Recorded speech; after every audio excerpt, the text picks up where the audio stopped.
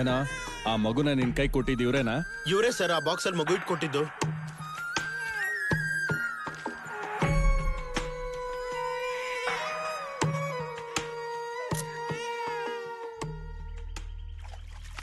ಏ ಹಾಳಾದವನೆ, ನಿನ್ ಹೆಂಡತಿ ಓಡ್ ಹೋಗಿದ್ದಾಳೆ. ಹೋಗಿ ಕರ್ಕೊಂಡ್ ಬರೋದನ್ ಬಿಟ್ಟು ಕುಡ್ಕೊಂಡ್ ಕೂತಿದ್ಯಲ್ಲೋ. ಅವಳು ಗಂಡ್ ಮಗುನ ಎತ್ತಿದ್ರೆ ಆರಬ್ಬ ಕರ್ಕೊ ಬರ್ತಾ ಇದ್ದೆ. ಹೆಣ್ ಮಗುನ ಎತ್ತವಳೆ, ನನ್ಗವಳು ಬೇಡ.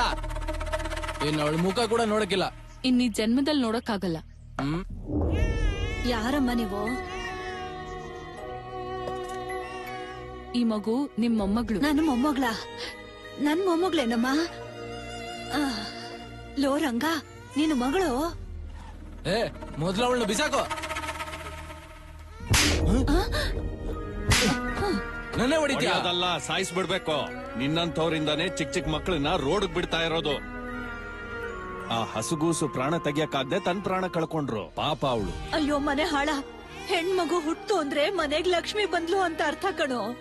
ನೀನು ಮೂರ್ಖ ಅಂತ ಗೊತ್ತಿದ್ರೆ ನಾನ್ ನಿನ್ನ ನನ್ ಹೊಟ್ಟೆಲ್ಲೇ ಸಾಯಿಸ್ಬಿಡ್ತಿದ್ದೆ ಕಣೋ. ನಿನ್ನಂತವ್ನ ಜೈಲ್ ಒಳಗ್ ಹಾಕಿದ್ರೆ ಆಗ ಬುದ್ಧಿ ಬರುತ್ತೆ.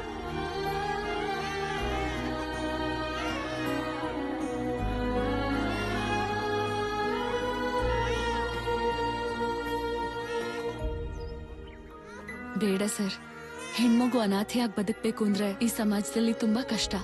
ಆ ತಪ್ಪನ್ ಮಾಡ್ಬೇಡಿ ಸರ್, ಪ್ಲೀಸ್. ಒಂದ್ಸರಿ FIR ಆದ್ಮೇಲೆ ಅದನ್ನ ಬದಲಾಯಿಸಕ್ಕಾಗಲ್ಲ.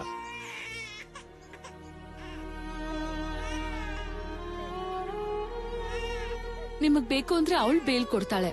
ಅವನ್ನ ಮಾತ್ರ ಬಿಟ್ಬಿಡಿ ಸರ್, ಪ್ಲೀಸ್. ಓಕೆ, ನನ್ನ ಕ್ಷಮಿಸ್ಬಿಡಿ ಅಮ್ಮ. ನನ್ ತಪ್ಪು ನನ್ಗೆ ಅರ್ಥ ಆಯ್ತು. ನನ್ ಪಾಪುನ ನನ್ ಪ್ರಾಣ ತರ ನೋಡ್ಕೋತೀನಮ್ಮ.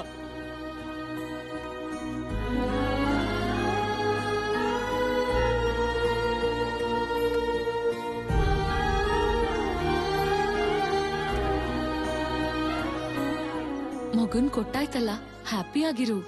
ಯಾಕ್ ಡಲ್ ಆಗಿದ್ಯಾ?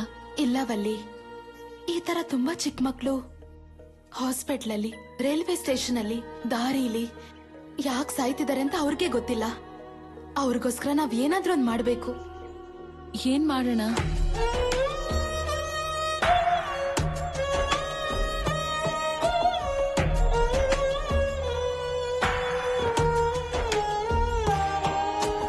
ಆಡುವ ಬೊಂಬೆಯೇ ಇವರು, ಇವರಿಗೆ ಬೆಲೆಯೇ ಇರದೆ, ಮನಸ್ಸಿದ್ದರೆ ಕೈ ಚಾಚು ಈಗ. ಯಾರಿಗೂ ಕಾಣದ ಪ್ರಾಣವೇ ಇವರು, ಕೊನೆಗೆ ಏನು ಆಗಿ ಹೋಗುವರು. ಯಾರೋ ಮಾಡಿದ ಪಾಪಕ್ಕೆ ಬಲಿಯಾದರೇನೋ. ಅಮ್ಮ ಅನಾಥ ಆಶ್ರಮನ ರೀ, ನೀವ್ ರೈಲ್ವೆ ಸ್ಟೇಷನ್ ಹತ್ರ ಇಟ್ಟಿದ್ ತೊಟ್ಲಲ್ಲಿ ಯಾರೋ ಮಗುನ್ ಮಲ್ಗಿಸ್ಬಿಟ್ಟು ಹೋದ್ರು. ಯಾರ್? ಪದವನ್ನು ಹಾಡಿ ಜಾಲಿಯ ತೂಗೋ